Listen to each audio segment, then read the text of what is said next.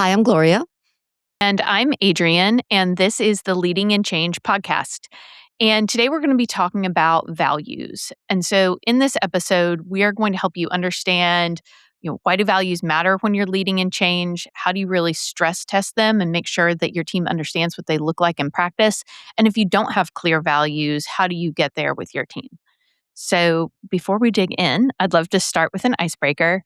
So, since we're talking about values today, Gloria, I'd love to hear what's maybe a value that you had when you were growing up that you still carry with you today. Oh, I think my parents instilled values by their actions. We never really sat down and talked about things. I never Mm. got lectured or grounded. And what we did was just really have fun. Yeah, So to be funny, to have fun, life is short. yeah, And that's just kind of how we lived our lives. And I carry that. I carry that forward today. yeah. You have a natural joie de vivre. Sure. Yeah, Yes. yeah. Yeah. I love that. Um, How about you? yeah, for myself, you know, my dad was kind of strict, but he was also silly. So there was this phrase he would always say to us, act enthusiastic and you'll be enthusiastic. And he would make us say it until we were enthusiastic before we get out of the car in the mornings. And part of that for him was always like everything is mindset. I mean, his value was, like self determination was everything, Mhm. And so I very much carry that with me of like, it's on you. You know, you you have control of your life, and mindset is what's gonna get you there. So I don't know if that's quite a value, but it's definitely, Yeah, it sounds like one. yeah, Mhm. something I carry with me still. So Yeah.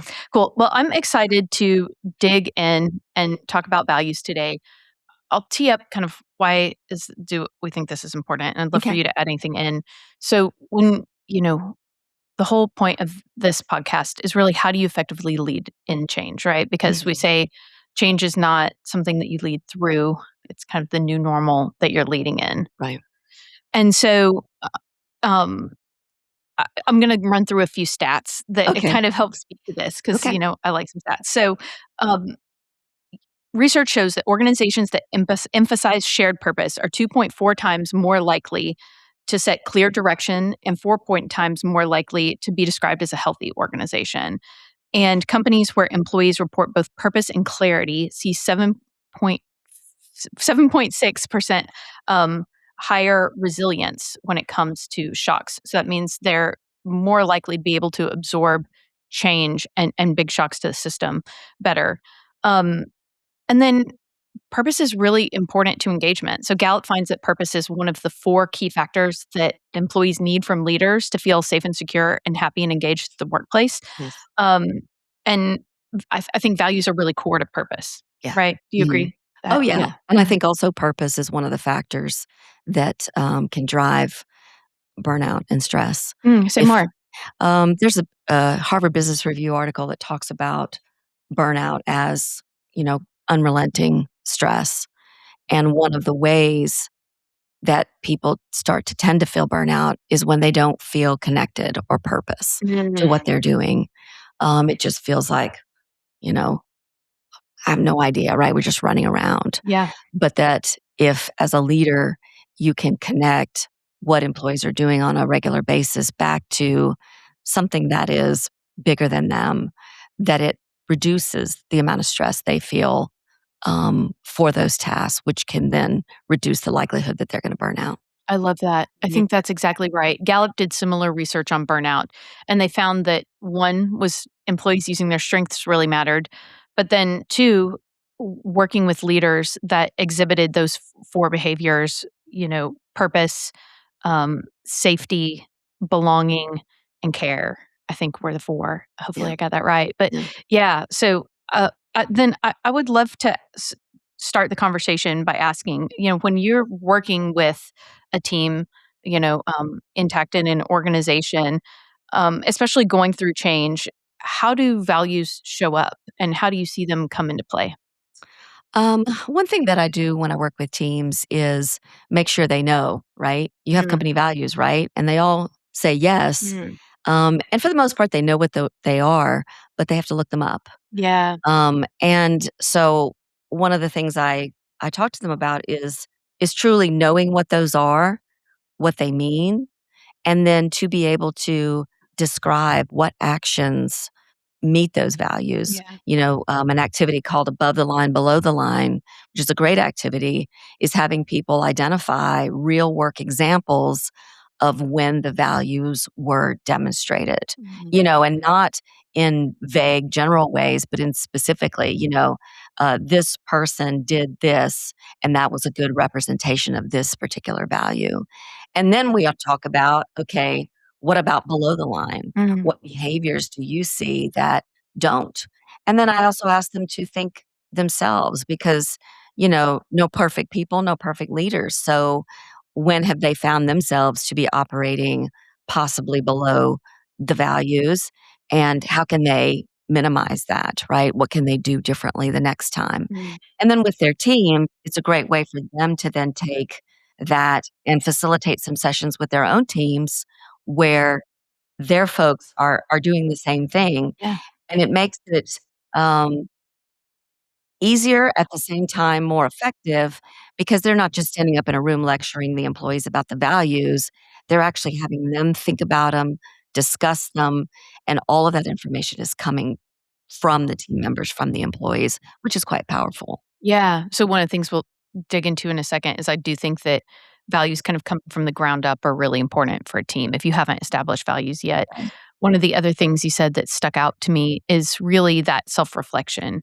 One of the reasons I love self-reflection questions is because they're diagnostic. They help you assess, okay, where have I maybe been out of alignment with my personal values or my company values? Where have I really been in alignment? And that just awareness helps you calibrate how to behave going forward. Absolutely. Yeah. And when I have them do that self-reflection, there is a lot of honesty there.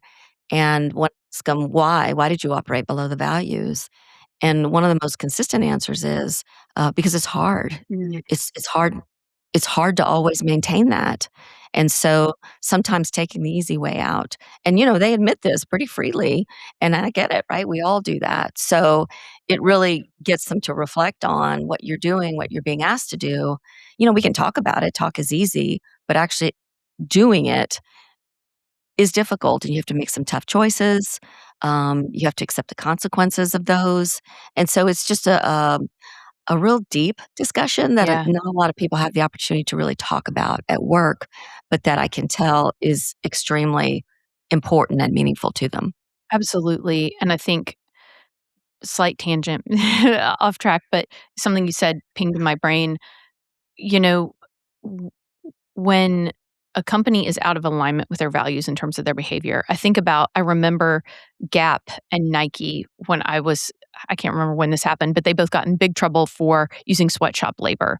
And it felt Mm, so out of alignment with the values that they were espousing, which were really human centric, mhm, right? And so then to be using this exploitive labor was really created that brand gap that made people distrust them. And they had to right, do a lot of work to rebuild the integrity of the right, organization. I want to call out something that I hear a lot when teams are working with values, which is that a lot of organizational processes to develop values kind of end up at the same place, right? So, where like integrity, excellence, collaboration, innovation, respect, right? So there are these words, but they feel really inert, right? And mhm. so you talked about, naming them explicitly, but in your experience, what's the kind of most common mistakes organizations make with their values, and how do you find, how can you tell that they've made those mistakes? I think I don't know if it's a mistake. I guess it's a mistake, but it's a missed opportunity. Mhm. There's been work put into those values, even if they are some of the generic words of integrity and trust and respect, which are good because they are universal. But we all have somewhat of a different definition of that. So I think where they go wrong is not continuing that. Is you put them on the wall, but really put them on the wall. I used to work for Intel Corporation. We had them on our badge. We had we all sat in cubicles, but we had the values in our cubicles. And then more than that, they were deeply embedded in everything we did. When you were giving positive recognition, you had to assign it to one of the company values. When you were giving feedback, it was a great opportunity to use that instead of some kind of rule book, which is static, and you can't put everything in a policy manual. And so, but we could always go back to, I think one of my favorite values was great place to work. And so, toxic behavior, unreliable behavior can all be, couched in, is this a great place to work or not? And then even in our weekly and our monthly reports, the different sections of those status reports, weekly reports, it was a value. How did my organization demonstrate great place to work this week? How did Mm. my organization demonstrate customer orientation?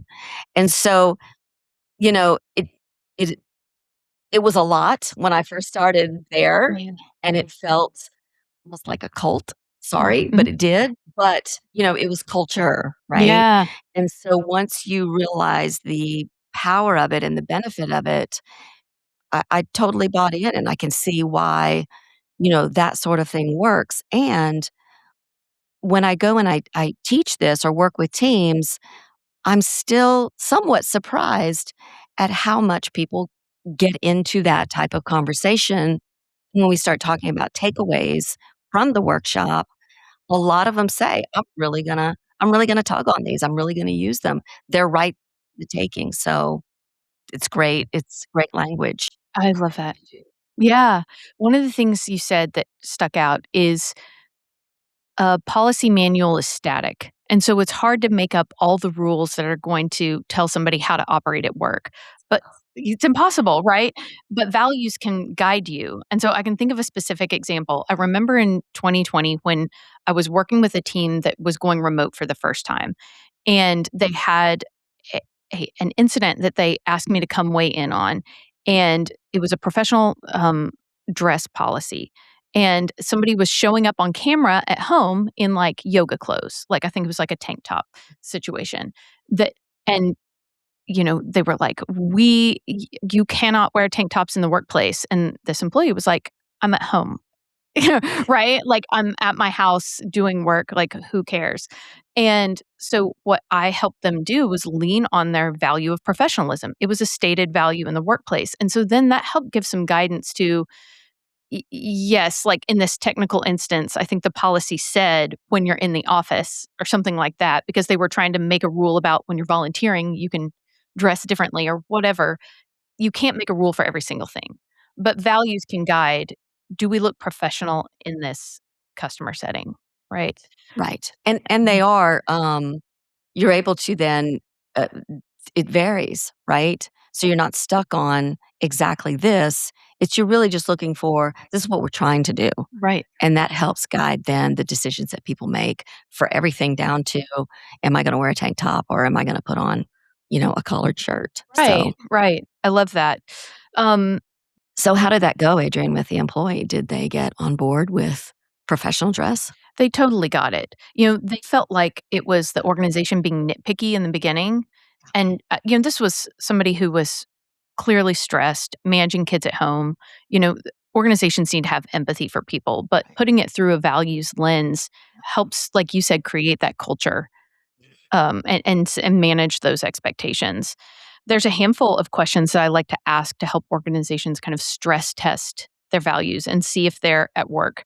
Um, I used to work with an organization where the CEO would say, when was the last time our values cost us money? And I love that question because Mhm. if your values aren't costing you anything, to your point, it's really when it's easy. Right. When it costs you money, that's when you're really living up to the value. Um, One of the other questions was, would we part ways with a high performer who couldn't live up to the value? Right. And I'm curious, have you seen an organization that lets somebody maintain kind of that like toxic bad behavior that's out of alignment of values just because they're productive? I don't think I've seen an organization that has not, Mm, um, made that decision, because at the end of the day, businesses it's a business, right? Even with Intel, great place to work starts with a place to work. So you have to be profitable. You have to be a sustained business. And so those numbers that often those what we call a high performer drive that, right? It's very results driven, bottom line driven. And there's value in that, right? Being business minded, being financially savvy. At the same time, if you don't check that with appropriate behavior, then you get a work environment where it does start to cost you. So having people actually look at the toll on the organization, whether that is poor work because people are unhappy, retention issues, or in extreme cases, this top performer violates, a value in a way that is criminal or immoral Mhm. or unethical. Mhm. And now there's a lot of money involved in that. That's right. So, It's yeah, very short-term it's thinking, short-term right? thinking. So I've seen teams keep a toxic player on board. I'm working with one right now. They feel like they cannot afford to let this guy go, even Yeah. though he has caused them so much time, so much money in managing this completely out of pocket behavior, berating the team, being insubordinate, in a way that's really not appropriate for the workplace and not creating that good place to work, right? And what I have said to them is, you're going to continue to lose talent as a result of this person. Right. And that's what's happening. And think about how expensive it is to go recruit, rehire, retrain new people. But that's what happens when you let that misalignment of values persist and bad behavior persist throughout the And organization. and why? Why do you think they're Mhm. allowing that, Adrian? What's at the heart of that? If they know they're losing money and they know why, that what's happening with this person, why are they allowing it? I don't think they really believe in their values. I mean, I think that's part of it, is that they think this is a convenient, pretty thing. But if they really had any conviction about it, they wouldn't allow this to persist because it Right. absolutely is out of alignment um, with their values. It's an employee owned company, too. So you would think they would have some conviction Yeah. about that. But I think it's also easy. Conflict is hard. This person obviously adds value in other ways, largely to the bottom line, Mhm. right? Yeah. I would also, suggest Mhm. that there's fear. Mm, There's fear of confronting that person, mhm. and a lot of people don't want to admit to being afraid of things. But, leadership, whether it's first line or a higher level, requires bravery. Mhm. And so they fear confronting a person, confronting anybody, right? Because Yeah, I see a tolerance of bad behavior even in not top performers, yeah. right? And so what's going on there is this fear of having a difficult conversation, which is kind of at the heart of it. Yeah, I think Yeah. that's right. Living your values takes bravery. Yeah. I love that. Yeah. That's good. Um, okay, let's talk about, where do you really start? So I think most of our listeners are probably in one of two places. They either have some values that are on a poster and they're not really sure if they're working, or they don't have any values at all, that have Mhm. been clearly articulated, right? Yeah. Like maybe they have latent values, but they haven't been clarified. Right. Um, so if you already have values, how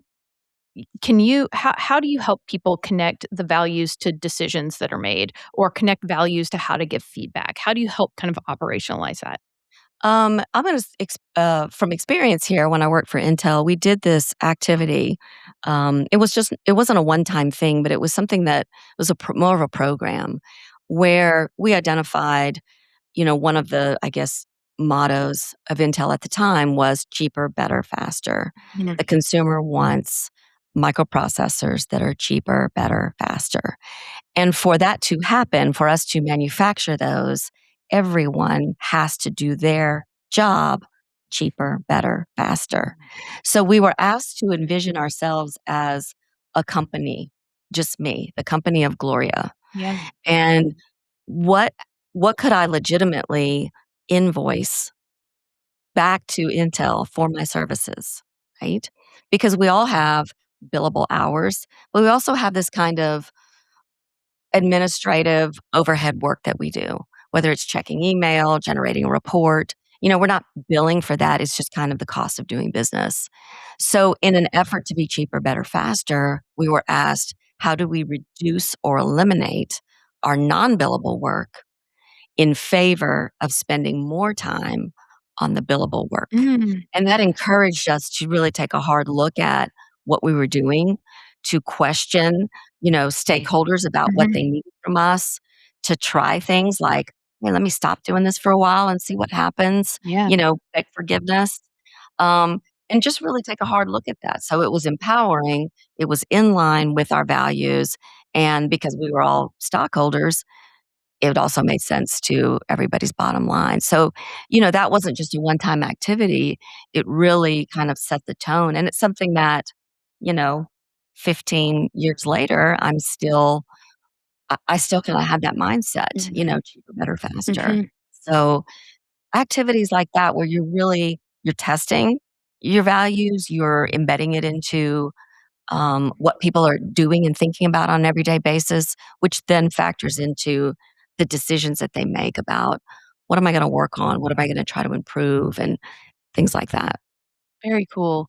You know, uh, I want love for you to share when you're, working with teams that I've heard you talk about helping them learn how to embed values in feedback. Talk to me about that. Um, s- Very similar to the exercise, the above the line, below the line. So, first, get them to define the value, right? Mhm. Define it in real terms, not just the lofty words on Mhm. a page. And then in a model for feedback, as you frame up your statement of feedback, whether that's positive or constructive, just a plain language way of saying, look, one of our values is integrity. And when you are, not doing what you said you were going to do, or you are talking poorly about someone behind their back, that doesn't demonstrate integrity. Mhm. So just kind of a plain language way to discuss it and have them practice with it. And probably even more powerful is, and more readily doable, is embedded in your positive feedback. Say You more. know, um, we had a certificate where you had to check the box of what value this particular specific behavior that you're recognizing someone for, how that demonstrated that Mhm. value. Mhm. And so again, that's more of a fun, positive way to talk about the values, but plain language, take sometimes lofty words on the wall, translate those to how real people speak and say it. Yeah. Um, It reminds me, I worked with a team that, had what were called shout outs. And so, anybody could give it to anyone else in the company, and it was a drop down box. You would pick the value, and then how did they demonstrate it? And that would, help everybody connect the dots between what that value was in theory and what it looks like in action, right. right? And so I really loved it because one of the values was adventurous. And this was really about being comfortable taking risks and Mhm. being comfortable getting uncomfortable, right? And so whenever somebody would present a totally crazy idea to a client, that wasn't something that they necessarily asked for, or when someone tried a new technology or tried a new way to develop a process, that was rewarded, like, that risk taking was rewarded in a really healthy way, and so that helped the team, constantly be innovating, constantly be kind of pushing the boundaries because you were almost incentivized. I mean, you were incentivized, I'll get to that in a second, to demonstrate that value. Yeah. And I think there's a feedback model that has on its axis effort Mhm. and result. Ooh. We tend to reward a result. If it's a Mhm. good result, praise. If it's a bad result, punishment or, constructive feedback. When if that's not all it, right? Because the effort that goes into getting that result is often the most important thing. A near miss, right? Mhm. So, you know, What's it, in your miss, a near Gloria? miss is when people have done something, but we got lucky and it didn't bite, right? Like a safety incident. Mhm. That's a near miss. We don't celebrate the near miss. Even though the result was good, nobody got hurt, the behavior that that would potentially have caused it was problematic and it Mm. needed to be addressed. Yeah. And so that's pretty obvious, right? We don't reward a near miss. On the other side of that, when you get a bad result and you're only focused on the failure and not acknowledging the taking, the critical thinking, the creativity, that what that teaches people is, I'm just going to sit over here and not try to take risks, not try to be creative, because if I do and it goes awry, I get Yeah. slapped, right? Yeah. So postmortems, any kind of lessons learned, acknowledging, did this behavior, even though it didn't get us where we wanted, did it demonstrate the values that we really care about? Because that's the Yeah. only way that you're going to get what you really want, which is a good result, is a tolerance Yeah. of a bad result sometimes. That's right. I mean, I think that goes to when's the last time your value cost you money, right? So I've seen teams do this in choosing whether or not to keep a client on the books.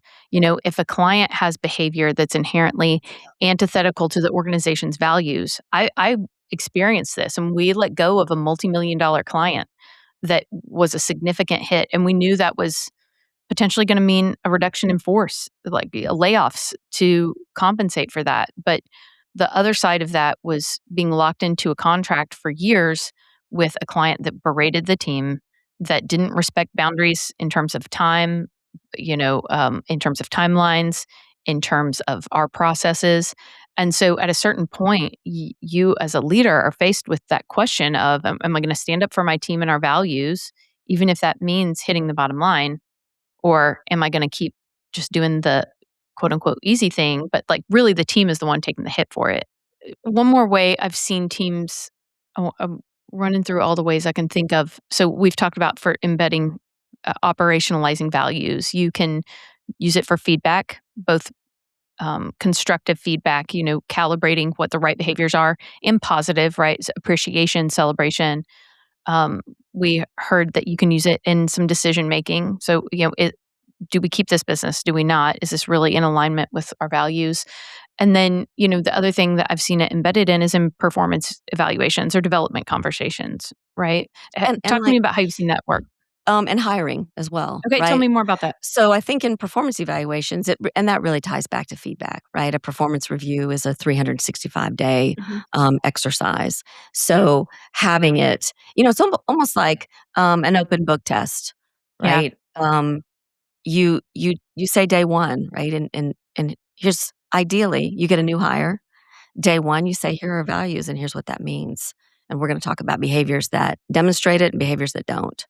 And at the end of the year, I'm going to evaluate you based on your behavior and performance to these values. It's Yeah. not a secret, Yeah. right? It's not something, oh, 365 days later, surprise, right? Here's what you were supposed to be doing. So in setting those expectations, you're telling people, and then regularly telling them in your one-on-ones, if I were doing your review today, here's what I would say, here's what I'm seeing.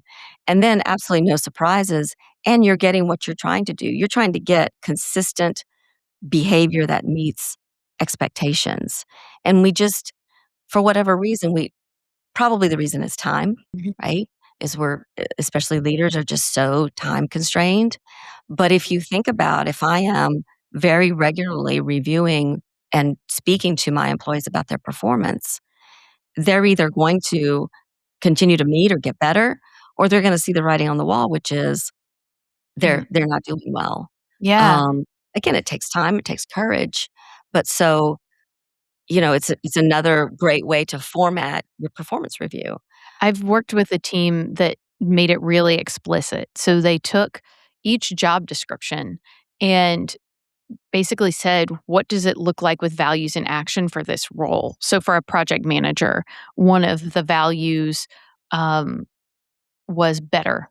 So it was a bias towards always a constant improvement, um, making something, always taking it that last 10% to make it better. And so what that looked like in project management is, how could we be faster? How could we save on budget?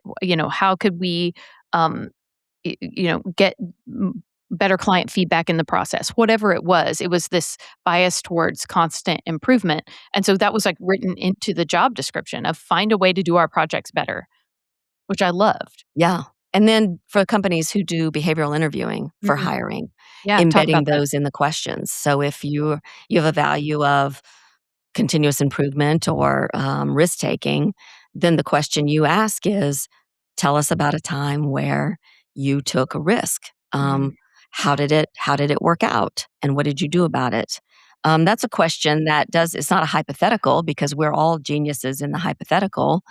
It's an actual. Does this person have experience with this thing that is very important to us? Yeah. Because you can train people for the technicalities of a job, right? You can just like, here's how to do this, right?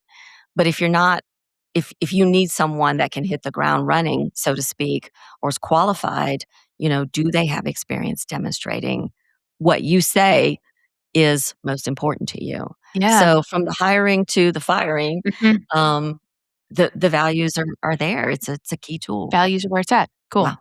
All right. So Adrian, I know you've done work with organizations who don't have values, they're starting from scratch. So what do you do? How do you work with them?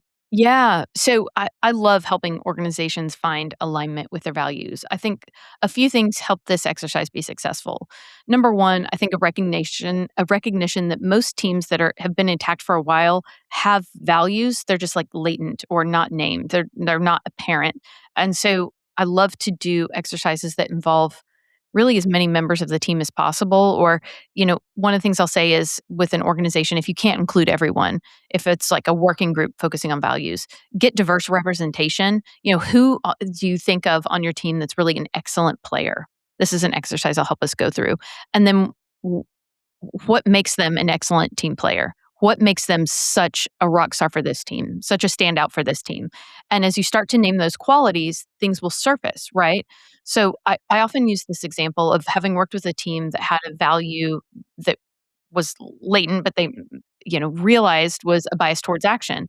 So when they were evaluating somebody who was like really a rock star to them, versus somebody that they felt like was not a great player. It was somebody that had recently been let go. And so we did an exercise where we said, okay, what made this person great? What made this person not a fit? And what became so clear is that this person had initiative constantly. They were always taking the ball and running with it without having to be told. And now they did a lot of other things that were positive and right as well, right? But one of the big distinguishing factors between this behavior and that behavior was this bias towards action. And so it became clear to be a fit on that team, you need to have a bias towards action. I've worked with other teams where it's a very command and control environment, a high integrity, high process oriented environment. And sometimes that's critical for safety, right?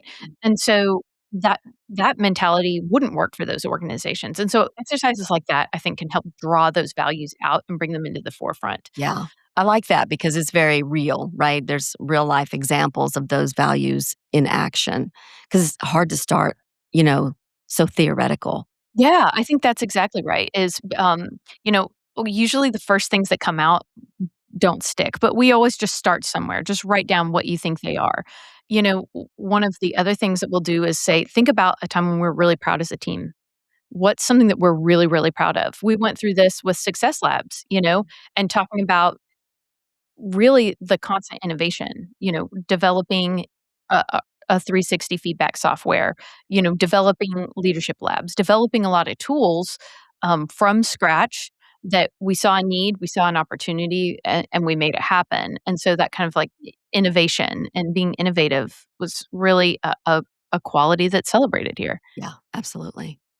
So, one of the questions that I will ask when I'm working with a team to help them get better at spotting values in action is, you know, what is what is one way you saw values at work in a teammate in the past week?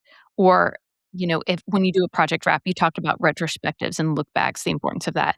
How did our values help us in this project and how did they hinder us? Any other questions that you would ask for people who are trying to get better at embedding that kind of spotting of values in action?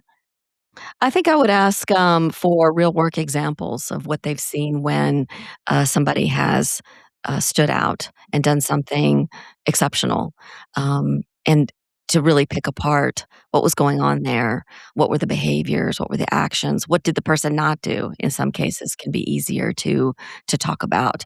But the more real that you can make it, then the better handle that people will have on, okay, what does that really mean? And is that a value? Is it something that we haven't really stated as a value, but that we all agree is turns out to be very important? So, one is on that side.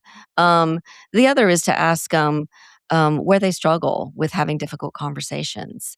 And what you'll find is that some will like continue to draw on a policy book, or they will in a role play will go immediately to a write-up or contacting HR when really that's an infrequent thing that happens, because what's happening is they're struggling to have a genuine conversation with someone about behavior or result that is not working. Mhm. And so let's speak plainly.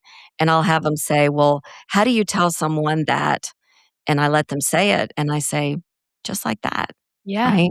Just like Just say it that. plain. That's one of the Say things it I say all plain. the time. Say it plain. Say it plain." You know, an example of this, I was working with a team and they had a value. I'm trying to remember exactly how they phrased it, but it it it was something about respect. Oh, let's just say the value was respect, okay? And they had a team member that kept showing up late to meetings, and they did exactly what you said. They wanted to go immediately to, "We need to bring HR in to have I said, "Have you given this person direct feedback? Do they understand the expectation?" And I said, "Why don't you try framing it in the context of the value of respect?" Because what I kept hearing them say was, "This is so disrespectful," right? So then saying, "Look, I perceive it as a lack of respect of my time when you show up late." They were like, "Can I say that?" "Yeah." Yeah, Why wouldn't you say that? Yeah, right, right. yeah. I think and maybe it is because they're looking for a policy that backs them up, Mm. when in reality, I think when you talk to people, no one really likes positional authority. It's almost like, "Why do I have to do that? Because I say so." Yeah. Nobody likes that. Nobody likes that. They wanna know why. Why is this important? Why can't I do that? And and most people understand that. I mean, there's gonna be people who are gonna Mhm, dig in, of course, mhm. but for the most part, people get it because it's more honest, sincere conversation. I love that. I Yeah, think that's right, and I think going back to leading and change, this is why I think values-based decision making and values-based feedback and really calibrating behavior based off of values is so important because when the rules are constantly changing, nobody can keep up with the rule book, right? right.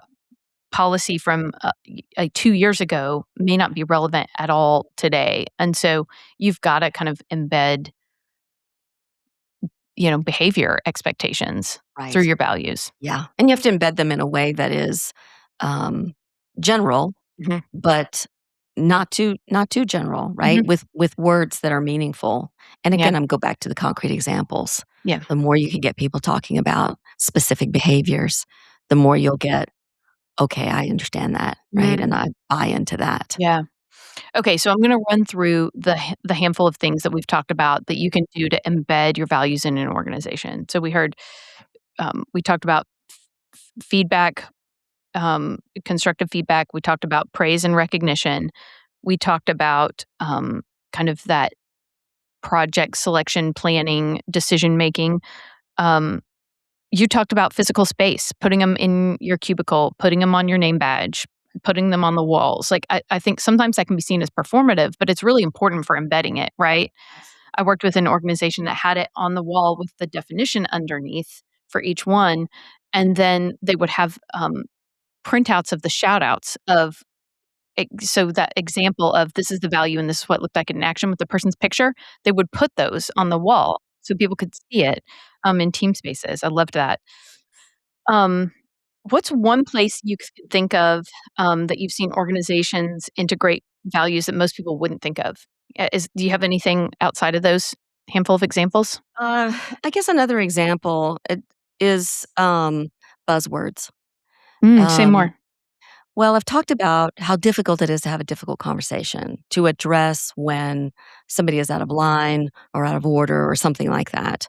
And if teams can adopt a simple, short way of call outs, for example, we talk about shout outs with praise, but let's say somebody is um, misbehaving, for lack of a better word, in a meeting.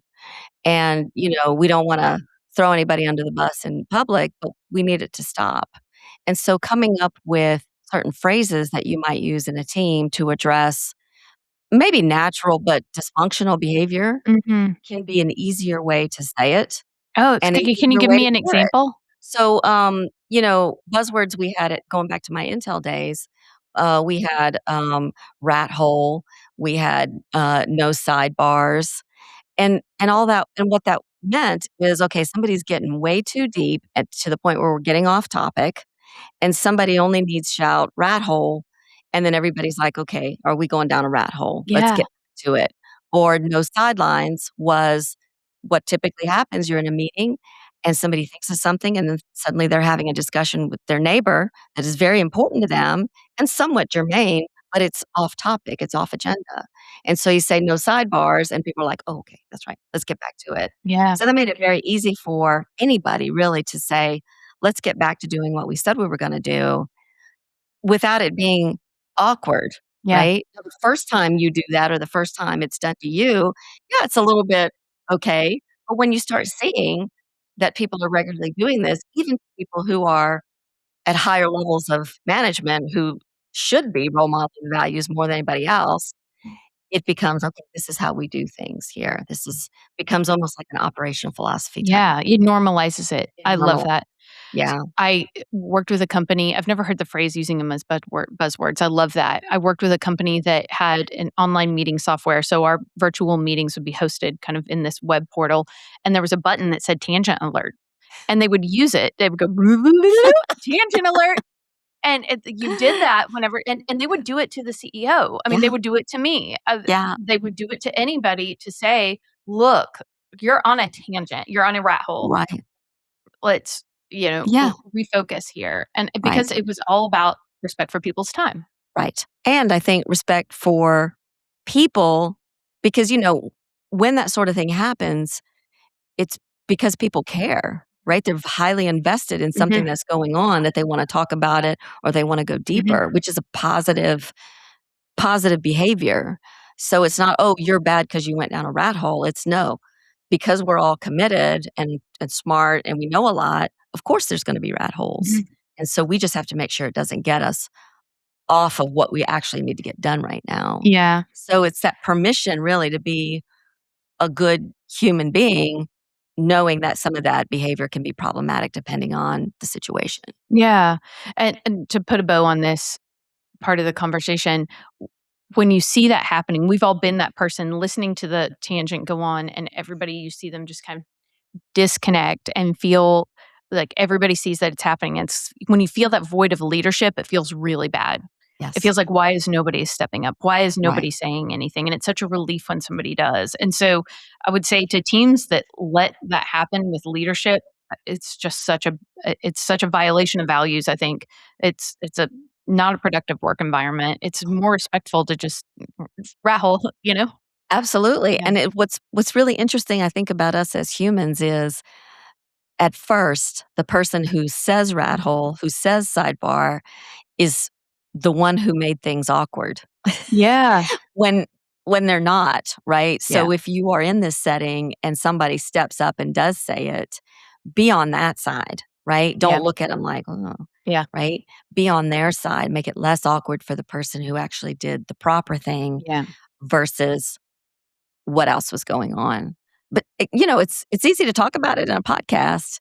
It's a lot more difficult to do it in real life, but practicing, starting these things out, getting together with your team and say, "What are we gonna do to as a team so that we're functional, to call out normal behaviors that are gonna happen, but that are problematic. Yeah. And come up with those, agree to them, Yeah. post them, so you have values that you post, but also post your buzzwords, Mm. do fun things like the on a tangent Yeah, alert, yeah, right? And yeah. and it kind of makes light of things, and that's easier, right? If you can laugh at, "Oh, yeah, That's yeah, right. It because it was silly, it brought levity to the situation every single absolutely, time. It was like, absolutely." Right, that's you know? fun. Okay, so let's close out. What's Okay. one takeaway that, it may be the single most useful thing you think a leader could do this week to find out if their values are actually working and embedded in their organization? I think self-reflect on their own behavior, right? Ooh. So what are a couple questions somebody could ask themselves? One question is, how have I demonstrated, pick a value. How have I demonstrated this week, right? Mhm. What are some concrete examples of something that I did or didn't do? And then if there's nothing, all right, heal thyself. If there are things, then okay, what has my team done? And have I given them recognition for it? Such a big fan of positive feedback, and I don't think we do it enough. We don't take advantage of the power of it. Yeah. So one thing that leaders can do is check themselves and then give some positive feedback couched in those values. I think they would be surprised at the reaction that their team member, their employee would have to that. And I think that when they see that reaction, it'll motivate, it'll energize them to continue to do that. Yeah, I love that. One of the things that I used to do with my team when we were really, I could tell that the values were more latent and not activated in the organization is I would ask the team to say, what does this value mean to you? And what do you think it looks like in action? Right. Can you give me an example of where you've seen the team living this value or not living this value? Yeah. So I think those are great questions. Mhm. So thank you all for joining this conversation. If you enjoyed it, please take the time to subscribe, follow, leave a review. And if you want more information like this, you can sign up for our newsletter at successlabs.com/newsletter. We give tips and advice like this at least once a month, if not more often. And thank you, Gloria, for sharing all this great information with us. Thanks, Adrian. It was fun.